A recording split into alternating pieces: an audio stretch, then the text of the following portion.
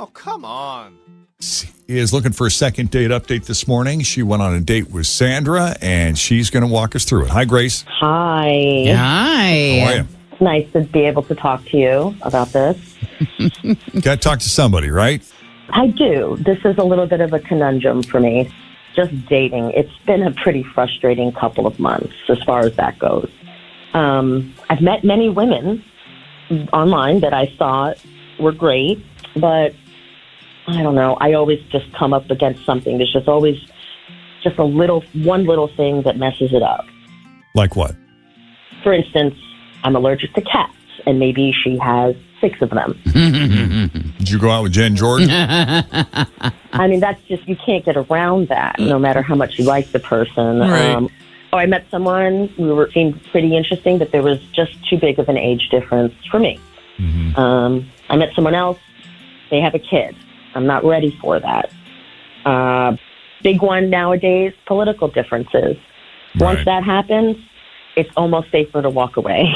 Yeah. So just different kinds of things, and this is the thing I'm really curious about now, because I met someone and I was not aware of anything that could have been off in the moment. And so we actually met at a charity event, which was really nice and natural, and we hit it off right away. One of those things where we exchanged glances from across the room for a little while, Mm-hmm. and we chatted. It got to the point where she invites me out the following night to a wine tasting, and this is exciting. So I immediately say yes, because I love how social she is. And I love to go to places, do things, be involved in the community. So to meet someone that's about that as well, it's hot. And we go to this wine tasting. It's great. Amazing time. We're laughing. We have great conversation. We chat with other people. We're meeting other great people. It just felt so electric and alive. I felt we were completely compatible. We even liked the same wines, and we're laughing about that. We're feeling great about the whole night. We're feeling this intense chemistry. So what happens? We end up back at her place, naturally.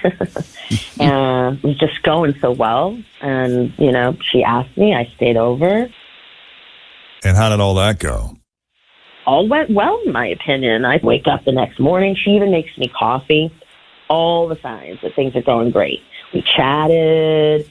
We got a little snuggly in the morning. Everything seemed great. She hugs me. She kisses me goodbye. I say I'm going to call her. She's like, oh, yeah, sounds great. I'll talk to you later. So let's flash forward now. It's been 4 days, and she's not taking my calls. She's not even responding to my texts. I'm completely at a loss.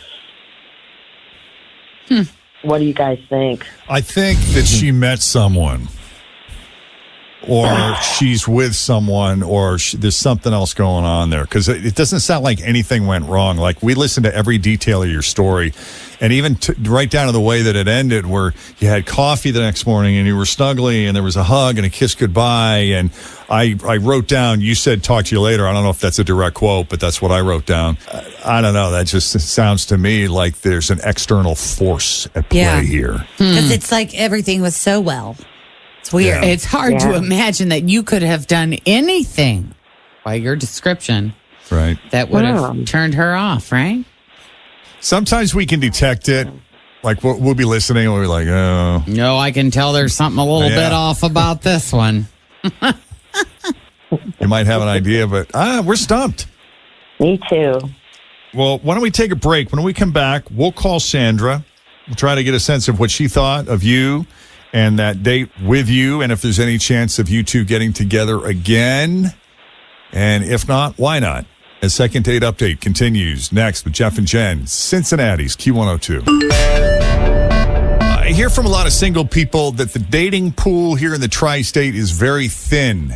And talking to Grace this morning, she was talking about how challenging it's been for her in the dating world. If it's not one thing, it's another. It's always some little thing that on the surface, someone might look very compatible with you, and then you discover, you gave an example of someone who maybe has cats and you're allergic to cats, or there's an age difference, or it's this, that, or the other thing. So when she met Sandra, it was just such a refreshing exhale because Sandra seemed so perfect for her. They went on a wine tasting and there was this easy rapport. They seemed very compatible. They have similar tastes and there was this intense chemistry, and they go back to her place.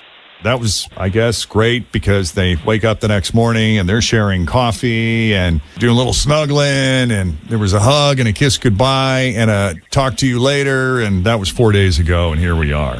And Grace is confused, understandably. I don't know if anything, I kind of glossed over that, if there's any important detail that I missed or something new you wanted to add. No, I'm really at a loss, and then that's why I reached out to you guys. It's such a hassle these days. Dating, it's really hard to find someone that's like-minded and compatible and everything. So I got really enthusiastic about this date. All right. So I'd really like to try to figure it out. All right, let's call Sandra then and see what's going on.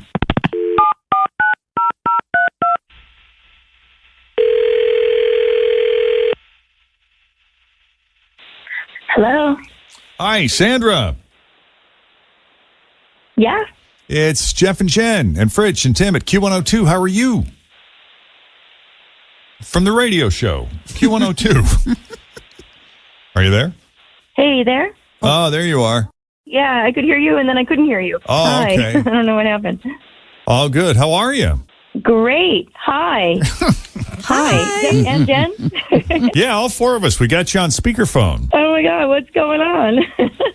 We talked to a friend of yours who told us about your recent outing and how fun you were, what a cool chick you are, and how you two seem to have similar tastes. And I guess she hadn't heard from you in a while, and so consider this a Jeff and Jenn welfare check. We're just checking on you to see how you're doing.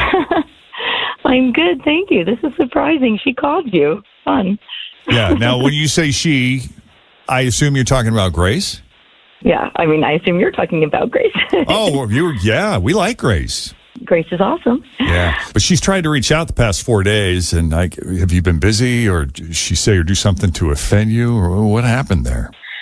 There's nothing bad. Nothing really. There's nothing bad at all. It's just, if I'm being completely honest, she's just not what I'm looking for, and it honestly became apparent that it's just not going to work after she spent the night. I mean, everything was okay, nothing awful. It was great. It's just not what I want. Like, what I really want, I want someone who takes charge. I want somebody who's going to be making the decisions. I want somebody who, like, we're going to go here for dinner, or you've got to try this bottle of wine. I want somebody who makes aggressive sexual moves. That's just not, I don't think, who she is. I mean, I thought she was. I mean, she's a boss. She runs a company. She's telling people what to do all day long, right? So you're looking for an alpha. You're looking for someone to call the shots and make decisions for you in the relationship. Is that? Yes. I want that. I need that. I want her to drive the show, and I wanted her to drive the relationship, but she didn't. And that's She was okay. what? She was kind of wishy-washy? Was she like, just kind of waiting for you to kind of take the lead? Yeah. And so I did. But it's not what I want, Well, here's the rub, Sandra. You may have thought you were the one driving, that you were in the position of control, but she got you to do exactly what she wanted you to do. She was controlling and manipulating you, and you didn't even know it. Isn't that what they say about the dumb and the submissive? Is the submissive is actually, topping who's really by running the show? Yes, topping by being on the bottom. Right. Yeah. Yep. I am so confused right now. Somebody is very, very aware of that situation. I know a lot of things. I know a little bit about a lot of things. Jeff. He's like, oh, yeah. I saw it in a movie once. Yeah, topping from bottom. Isn't that what they say? Yeah, I know what you're saying, but this was not that. Are you sure? Yeah, no, I'm sure. No. Well, let's bring Grace into the conversation. Grace, you care to weigh in? What a bummer. I mean, Sandra was right. You know, I do tell people what to do all day, every day.